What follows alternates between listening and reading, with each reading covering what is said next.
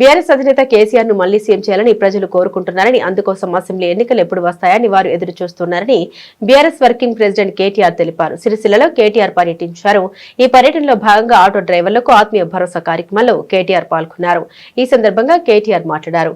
దేవుళ్ల మీద ఒట్టేసి మరీ సీఎం రేవంత్ మోసం చేశాడని మండిపడ్డారు. 2 లక్షల రుణమాఫీ కావాలంటే 50,000 కోట్లు కావాల్సి ఉంటుందన్నారు. 12,000 కోట్లతో కేవలం 25% మందికి మాత్రమే రుణమాఫీ చేశారని గుర్తు చేశారు. ఎన్నికల సమయంలో ఇచ్చిన 2 లక్షల ఉద్యోగాలు ఏమయ్యాయి సీఎం రేవంత్ రెడ్డి అంటూ కేటీఆర్ సూటిగా ప్రశ్నించారు. 420 హామీలు నోటికొచ్చిన అడ్డమైన అబద్దాలు చెప్పుకుంటా సంపుకొని మొత్తానికైతే ఇవాళ గద్దెనెక్కి కూర్చున్నాడు. కూర్చొని ఏం చేసిండు మరి 2 ఏళ్లు? మీకు నెలకు 1000 రూపాయలు ఎత్తా అన్నాడు. నెలకు 1000 రూపాయలు 24 నెలలు అయిపోయాయి. నెలకు 1000 6.5 లక్షల మంది ఆటో డ్రైవర్లు అనుకో. నెలకు ఎంత అవుతుంది? 6.5 లక్షలు ఇంటూ 1000 అంటే 65 కోట్లు. సంవత్సరానికి ఎంత అవుతుంది? 780 కోట్లు. 2 ఏళ్లకు ఎంత అవుతుంది? 1560 కోట్లు. ఇలా ఆటో అన్నలకు రాష్ట్రంలో రేవంత్ రెడ్డి ఎంత బాకీ ఉన్నాడు? 1560 కోట్లు బాకీ ఉన్నాడు. యాది పెట్టుకోరు మీరు.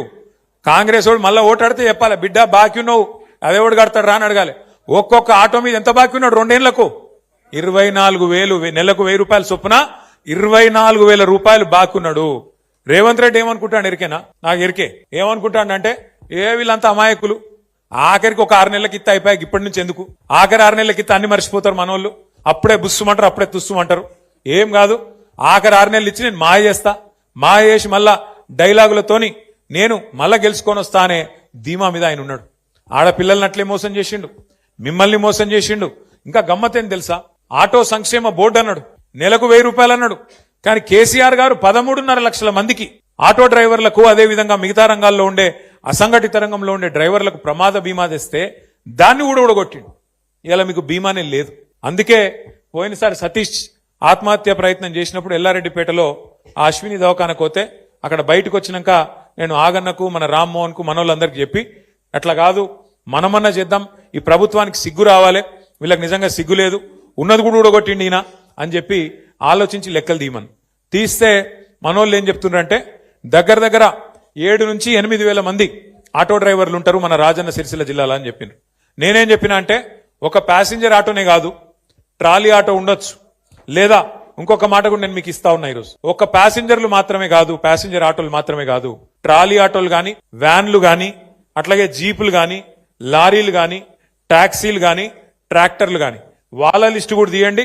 వాళ్ళకు కూడా సంక్రాంతి వరకు వాళ్ళందరూ కూడా ఇన్సూరెన్స్ చెప్పిద్దామని చెప్పి కూడా నేను మీకు విజ్ఞప్తి చేస్తా ఉన్నాను. చాలా చాలా చాలా సంతోషం, మంచిగా అనిపించింది. లక్ష్మీనరసింహారావు గారు మాట్లాడితే వారు అన్నారు, వాళ్ళకు ఆరోగ్య సమస్య వస్తే నేను కార్డు ఇస్తా, మా కరీంనగర్లో మా చెల్మేడ ఆనందరావు దవాఖాన ఉంది, ఆ దవాఖానాలో ఉచితంగా వైద్యం ఇప్పిస్తా అన్నారు. వారికి కూడా గట్టిగా సపట్లు కొట్టి ఒకసారి అభినందనలు చెప్పాలని చెప్పి కూడా నేను కోరుతా ఉన్నా. ఈ రోజు మనం రాజన్న సిరిసిల్ల జిల్లాలో తీసుకున్న ఈ కార్యక్రమం నాకు తెలిసినంత వరకు ఇంతకుముందు రాంబాబు యాదవ్ గారు చెప్పినట్టు ఒక 10 మందికి ఆలోచన కలిగిస్తుంది, 10 మందికి ప్రేరణ కలిగిస్తుంది, మిగతా జిల్లాలో కూడా కదలిక వస్తుందని చెప్పి నేను ఆశిస్తా ఉన్నా.